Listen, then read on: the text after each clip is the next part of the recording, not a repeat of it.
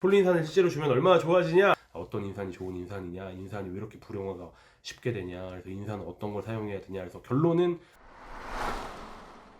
안녕하세요. 농사백단 야라의 박세진입니다. 지금 저희가 인산 얘기를 쭉 하고 있었죠? 이제 마지막 시간입니다. 그럼 이제 폴린산이 좋은 건 알겠는데 폴린산을 실제로 주면 얼마나 좋아지냐? 이제 그 부분에 대해서 좀 설명을 드려보도록 할게요. 예, 폴린산이 공급된 고구마랑 그냥 일반적인 정인산이 공급된 고구마랑 한번 비교해 보겠습니다. 그냥 읽지 말고 눈으로만 볼까요? 근형이 일단 좋아진 것 같아요. 근형이 좋아진 것 같고 이제 과피의 상태도 과피의 마감도 훨씬 더 좋아진 것 같습니다. 과피의 색깔도 좋아진 것 같네요. 폴린산이 포함이 된 비료를 사용하니까 인산 공급이 워낙 원활하게 꾸준하게 잘 되기 때문에 이제 과피의 마감 상태라든가 과피의 색깔도 좋아지고 근형까지 좋아졌다. 그리고 거기에 플러스 추가적으로 수확량을 저희가 분석해 보니까 21%나 증가한 것을 보실 수 있습니다. 그냥 인산만 바꾼 겁니다. 인산만 바꿨을 때 품질과 수확량의 차이가 있었다라는 거고요.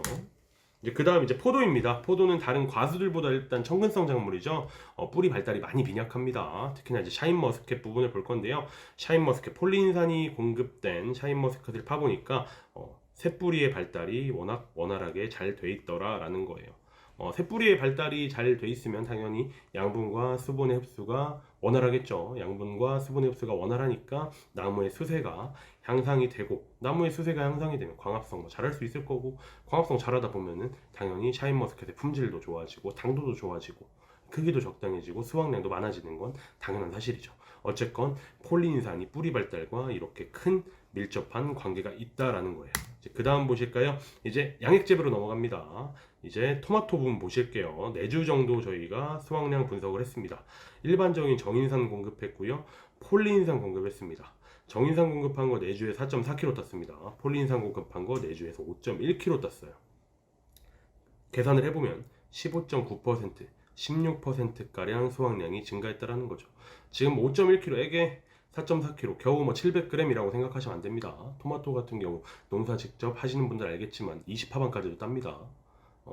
지금 순간적으로 하나방도 다 따지 않은 4주 정도 딴 게 700g 차이면 20하방까지 생각을 하면 수확량이 어마무지한 차이가 있다는 거예요.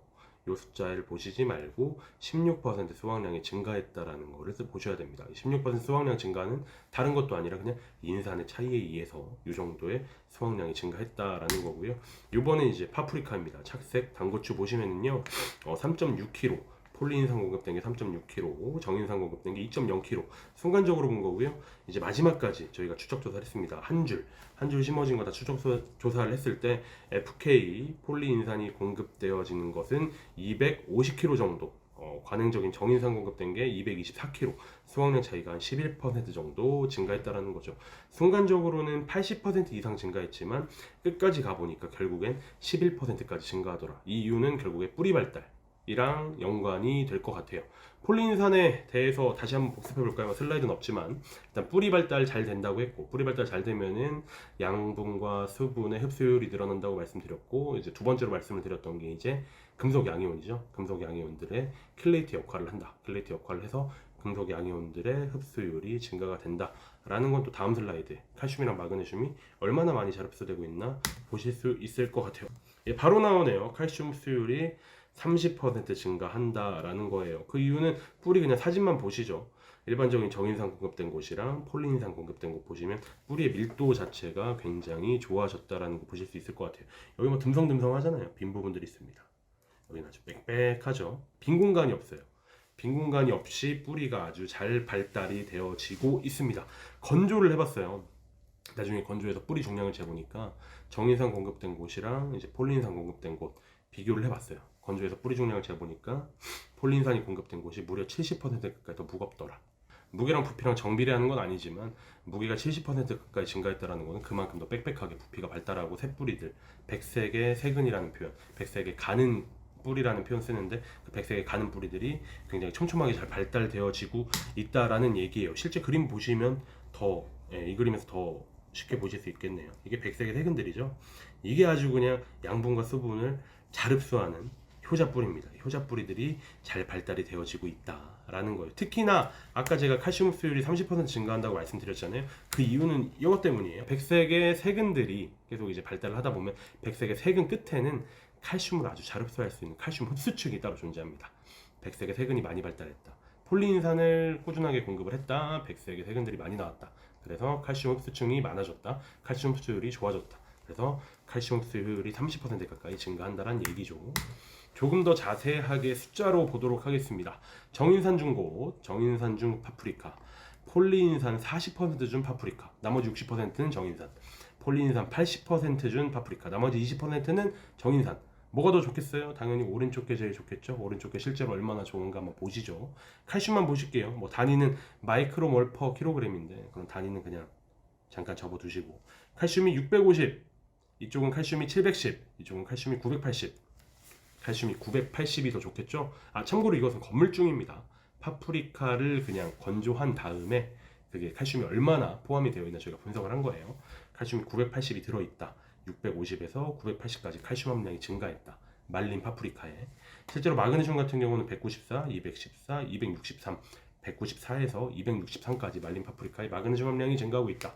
그 이유는 무엇일까라고 저희가 생각을 했을 때 첫 번째, 당연히 뿌리가 발달이 되었으니까, 백색의 세근들이 촘촘하게 잘 뻗어나왔으니까 칼슘과 마그네슘을 많이 체내로 흡수를 했고, 건조시켰을 때 체내에 그만큼 칼슘과 마그네슘이 많이 들어있다는 게 가장 큰 첫 번째 이유일 것 같고요. 두 번째 이유는 다음 슬라이드에서 자세하게 설명드리겠지만 킬레이트 효과 때문입니다.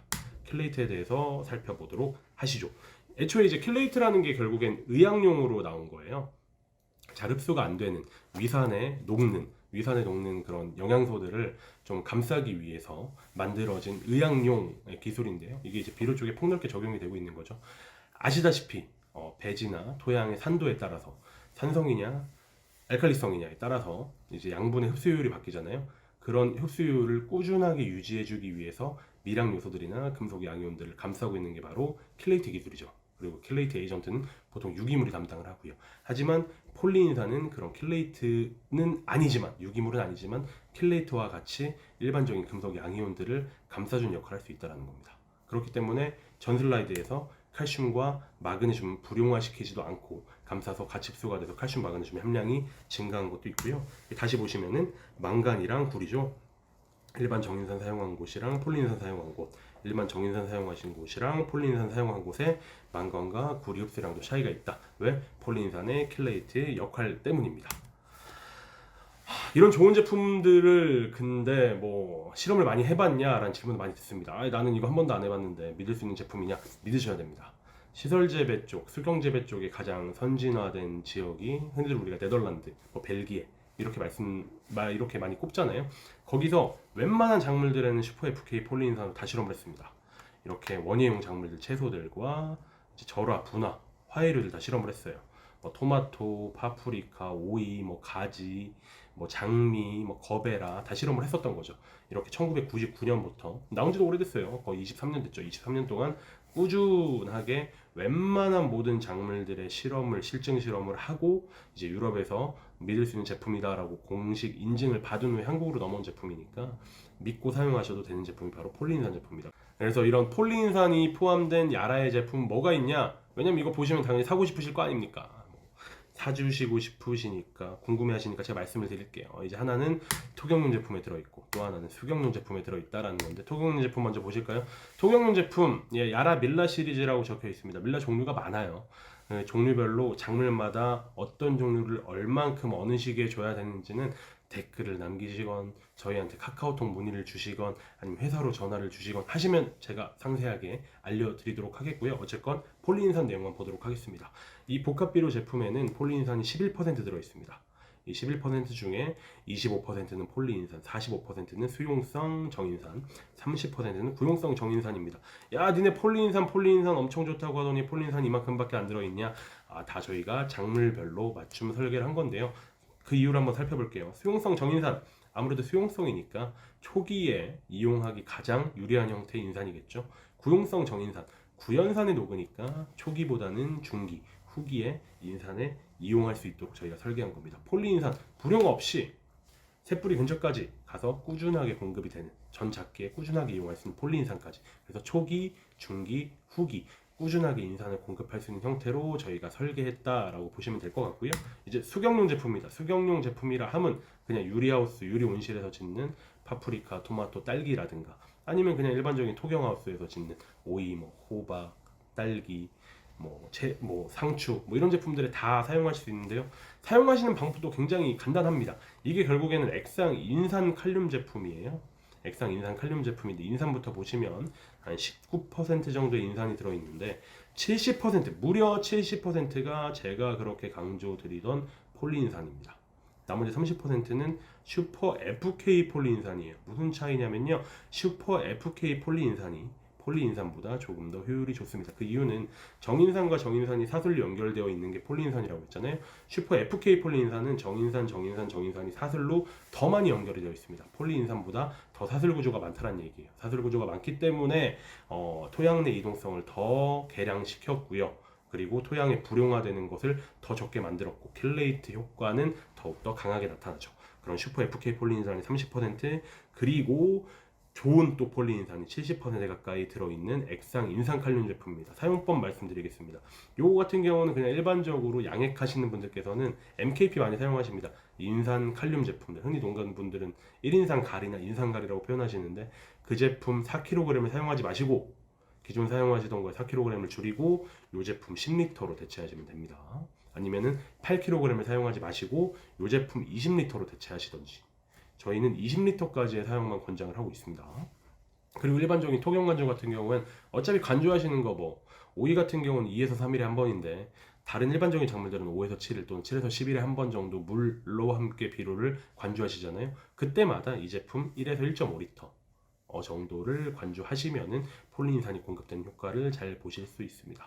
과수 같은 경우도 기본적으로 그냥 2에서 300평에 관주하실 때 그냥 1L 정도 넣으신다고 생각하시면 됩니다. 저희가 지금까지 3부작, 4부작 정도로 나눠서 인산에 대해서 공부를 했습니다. 어떤 인산이 좋은 인산이냐, 인산이 왜 이렇게 불용화가 쉽게 되냐, 그래서 인산은 어떤 걸 사용해야 되냐, 그래서 결론은 어쨌건 폴리인산이었고요. 폴리인산이 포함된 제품까지 소개해 드리는 것으로 영상을 마무리하겠습니다.